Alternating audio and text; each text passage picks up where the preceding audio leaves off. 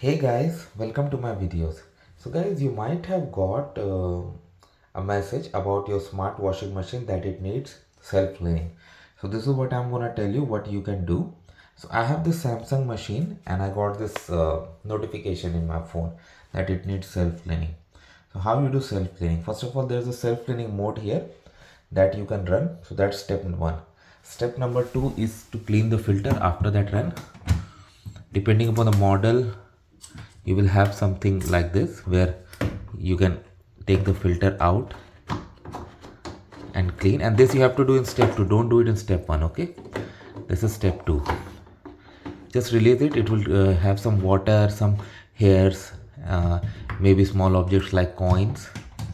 This is so that can be taken out. Step number 3 is, you see this area also you have to clean. You may find something here also, some small objects as I just found. Okay, so I'm going to show you step number 1. Step number 2, I have made a detailed video that I'm going to include in the link in the description. Step number 3, again you have to do the same. See, I found this color, this,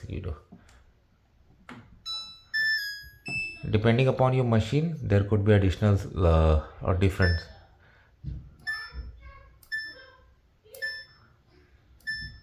Self clean. Okay,